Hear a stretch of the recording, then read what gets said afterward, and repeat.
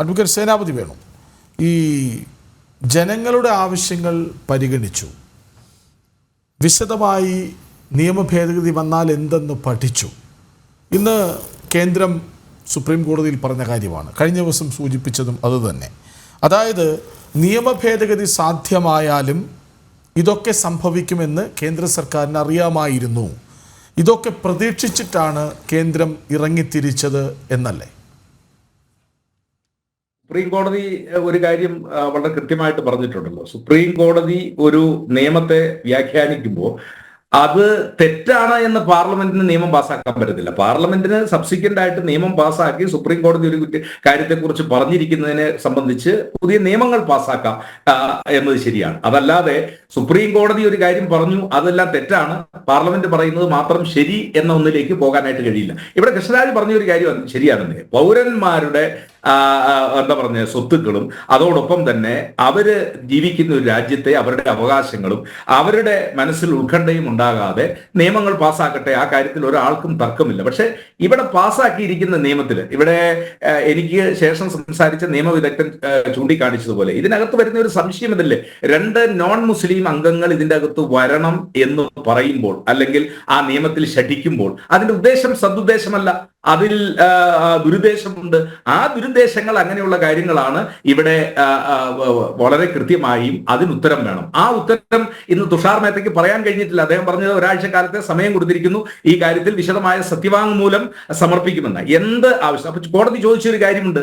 ഇപ്പൊ ഇദ്ദേഹം പറഞ്ഞത് ഇതൊരു എന്താ പറഞ്ഞ കോർപ്പറേറ്റ് ബോഡിയോ അതല്ലെങ്കിൽ ഒരു രജിസ്ട്രേഡ് ഓർഗനൈസേഷനോ എന്നതിനപ്പുറത്തേക്ക് ഇത് വഖഫ് ബോർഡ് എന്ന് പറഞ്ഞാൽ ഇറ്റ് ഈസ് എക്സ്ക്ലൂസീവ്ലി മുസ്ലിംസ് അവര് ഡൊണേറ്റ് ചെയ്യുന്ന അല്ലെങ്കിൽ സംഭാവന ചെയ്യുന്ന അവരുടെ സ്വത്ത്, ആ സ്വത്തുമായി ബന്ധപ്പെട്ടത് അതിനകത്ത് മറ്റൊരു സമുദായത്തിനോ ജാതികൾക്കോ അല്ലെങ്കിൽ മറ്റാർക്കും അവകാശമോ അധികാരമോ ഇല്ല എന്നുള്ളത് വളരെ കൃത്യമായ ഒരു കാര്യമാണ്. അപ്പോ ഇവിടെ ദേവസ്വം ബോർഡിന്റെയോ അല്ലെങ്കിൽ ഹിന്ദു ടെമ്പിൾസിനെയോ അല്ലെങ്കിൽ ഹിന്ദു റിലീജിയൻസിന്റെ ഇതുപോലുള്ള ട്രസ്റ്റുകളുടെയോ ഒക്കെ കാര്യത്തിൽ അത് തന്നെയാണ് സുപ്രീം കോടതി ചോദിച്ച ഒരു ചോദ്യം. അങ്ങനെയാണ് എങ്കിൽ അവിടെ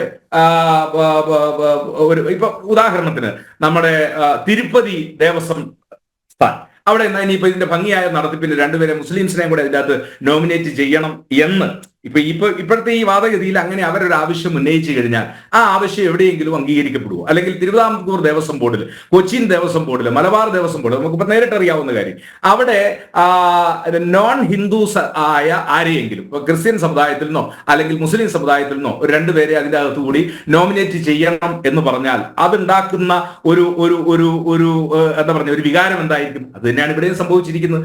അതാണ് സുപ്രീം കോടതിയും ചോദിച്ചിരിക്കുന്ന ഒരു ചോദ്യം. അപ്പൊ അതുകൊണ്ട് ഈ ഇവിടെ മുമ്പ് സൂചിപ്പിച്ചതുപോലെ പറഞ്ഞ പോലെ ഈ റിലീജിയസ് സെന്റിമെന്റ്സ് ഹർട്ട് ചെയ്യുക അതല്ല, ആ രീതിയിലുള്ള ഉദ്ദേശത്തോടു കൂടിയാണ് ഈ 2 പേരെ കൂടി ഇതിൻ്റെ അകത്ത് നിയമിക്കണം എന്ന് പറഞ്ഞിരിക്കുന്നത്. അത് നിശ്ചയമായിട്ടും അത് ആർട്ടിക്കിൾ 26 വയലേഷൻ ആണ് എന്നുള്ള കാര്യത്തിൽ തർക്കമില്ല.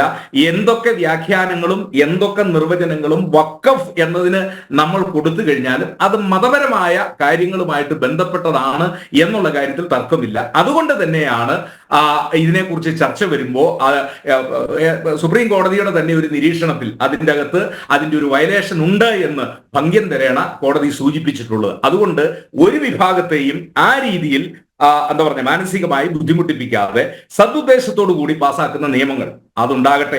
അതിനെക്കുറിച്ചുള്ള ഒരു ചർച്ച വരും ദിവസങ്ങളിൽ വരും ഈ കാര്യത്തിൽ. കാരണം ഇതിന്റെ വിശദമായ വാദഗതികൾ ഉണ്ടാകും എന്നുള്ള കാര്യത്തിൽ തർക്കമില്ല.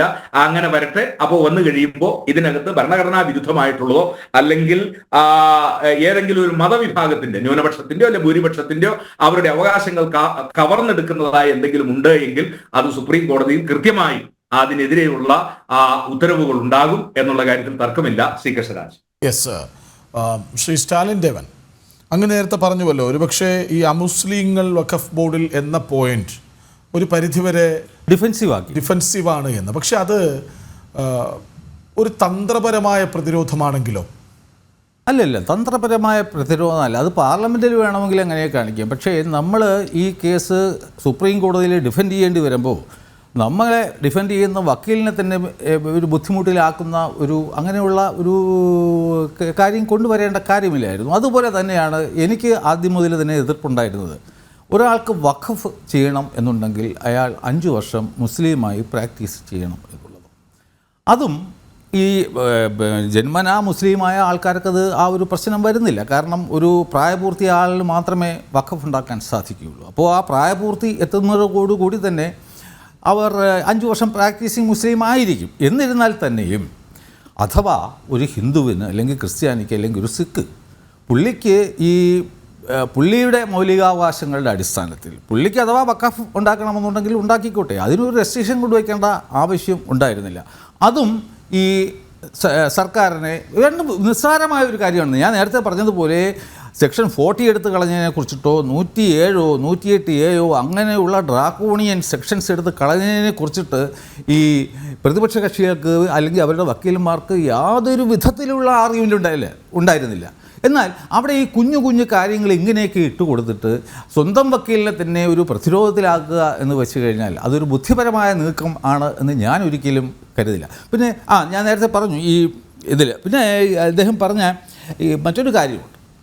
ഈ വഖഫ് ബോർഡിൽ വേറൊരു ആംഗിളിൽ നോക്കുകയാണെങ്കിൽ നിങ്ങളുടെ സർക്കാർ 95 കൊണ്ടുവന്ന വഖഫ് ആക്റ്റിൽ any person can create a വഖഫ് എന്ന് പറഞ്ഞിരുന്നു. അതായത് ഞാൻ നാളെ ഒരു വഖഫ് ഉണ്ടാക്കുന്നു, ഞാൻ താങ്കളെ തന്നെ മുത്തവലിയാക്കുന്നു, രണ്ടുപേരും നമ്മൾ ഹിന്ദു ആണെന്ന് എനിക്ക് തോന്നുന്നു. അങ്ങനെ ഒരു സിനാറിയോ വരുമ്പോൾ അങ്ങനെ നിങ്ങളുടെ ആക്ടിൻ്റെ കാര്യമാണ് ഞാൻ പറയുന്നത്. 95 സെക്ഷൻസ് അനുസരിച്ചാണെങ്കിൽ എനി പേഴ്സൺ ക്യാൻ ക്രിയേറ്റ് വഖഫ്. അപ്പോൾ ഞാനൊരു വഖഫ് ഉണ്ടാക്കിയിട്ട് അങ്ങേ അതിൻ്റെ മുത്തവലിയാക്കി നിയമിച്ചു കഴിഞ്ഞാൽ ആ ഒരു സിറ്റുവേഷനിൽ നമ്മൾക്കിടയിലുള്ള ഒരാളിന് അവിടെ പ്രാതിനിധ്യം കൊടുക്കേണ്ട ആവശ്യം വരത്തില്ലേ? അപ്പോൾ നിങ്ങളും അന്ന് ചെയ്തത് തെറ്റാണ്. കാരണം എനി പേഴ്സണല്ല, ഒരു മുസ്ലിം മതവിശ്വാസിക്ക് പൂർണ്ണ സ്വാതന്ത്ര്യം കൊടുത്തിട്ട് അദ്ദേഹത്തിന് ഒരു ശല്യവും വരുത്താത്ത രീതിക്ക് ഒരു വഖഫ് ഉണ്ടാക്കാനുള്ള ഒരു സെറ്റപ്പ് ഉണ്ടായിരുന്നെങ്കിൽ കുഴപ്പമില്ല. ഇത് നിങ്ങൾ ഒരു സൈഡിൽ കൂടെ പറയുന്നു any person can create a വഖഫ്, any person can be a മുത്തവല്ലി. അങ്ങനെയാണെങ്കിൽ അവരെ റെപ്രസെൻറ്റേഷനും അവിടെ ആവശ്യം വരും. അപ്പോൾ അതും തെറ്റായിരുന്നു എന്നുള്ള കാര്യം നമ്മൾ മനസ്സിലാക്കണം. പിന്നെ താങ്കൾ ഇപ്പോഴും പറഞ്ഞു ആർട്ടിക്കിൾ 26 പരിഗണന വഖഫ് ബോർഡിന് വന്നിട്ട് ആർട്ടിക്കിൾ 26 പരിഗണന ഇല്ല. കാരണം ഡിനോമിനേഷൻ മാത്രമാണ്. നമ്മൾ ഇന്ത്യയിൽ മുസ്ലിം എടുത്തു കഴിഞ്ഞാൽ അതിനടിയിൽ തന്നെ 73 സബ് സെക്റ്റുകളുണ്ട്. ഇതൊക്കെ ഡിഫറെൻറ്റ് ഫെയ്ത്താണ്. അവരുടെ എല്ലാം മുസ്ലിം ആണെങ്കിലും അവർക്കൊക്കെ തന്നെ പ്രത്യേകമുള്ള ഫെയ്ത്താണ്. അതുകൊണ്ട് തന്നെ ഇവരെല്ലാം ഒരേ മതവിശ്വാസമുള്ള ആൾക്കാരാണെന്ന് നമുക്ക് ഒരിക്കലും പറയാൻ പറ്റത്തില്ല. ഒരു ഡിനോമിനേഷൻ എന്ന് പറയുന്നത് അവർക്ക് വേണ്ടിയിട്ട് പ്രത്യേക മതശാസനകൾ കാണും, മതോപദേശങ്ങൾ കാണും, അവർക്ക് പ്രത്യേകം ആചാര അനുഷ്ഠാനങ്ങൾ കാണും. കഴിഞ്ഞ നമ്മളെ കുംഭമേളയിൽ കണ്ട സന്യാസിമാരൊക്കെ അങ്ങനെയുള്ള ടൈപ്പുകളാണ്. എല്ലാ മതത്തിലുമുള്ള ഇതാണ്. ഹിന്ദു മതത്തിലും ഡിനോമിനേഷൻ ഉണ്ട്. And article 26 is exclusively meant for only those religious denomination and not for Muslims as a whole. മൊത്തത്തിൽ മുസ്ലിംസിന് വേണ്ടിയോ ഹിന്ദുക്കൾക്ക് വേണ്ടിയോ ക്രിസ്ത്യാനിക്ക് വേണ്ടിയോ അല്ല. അത് ആർട്ടിക്കിൾ 26 വേണ്ടി മാത്രം, ആർട്ടിക്കിൾ 26 ഡിനോമിനേഷന് വേണ്ടി മാത്രമാണ്. അതുകൊണ്ട് താങ്കൾ പറയുന്നത് പോലെ ഈ ആർട്ടിക്കിൾ 26 വന്നിട്ട് വഖഫ് ബോർഡിന് ബാധകമാണ് എന്നുള്ള കാര്യം കപിൽ സിബൽ സാറ് ഇന്നലെ പാർലമെൻറ്റിൽ വാദിച്ചതും തെറ്റാണ്, തികച്ചും തെറ്റായ ഒരു കാര്യമാണ്. അദ്ദേഹത്തിന് അറിയാത്തത് കൊണ്ടല്ല, അദ്ദേഹത്തിൻ്റെ പാർട്ടിക്ക് വേണ്ടി അദ്ദേഹം വാദിക്കുമ്പോൾ തികച്ചും അദ്ദേഹം അങ്ങനെ വാദിക്കാൻ പറ്റൂ എന്നാണ് ഞാൻ മനസ്സിലാക്കുന്നത്.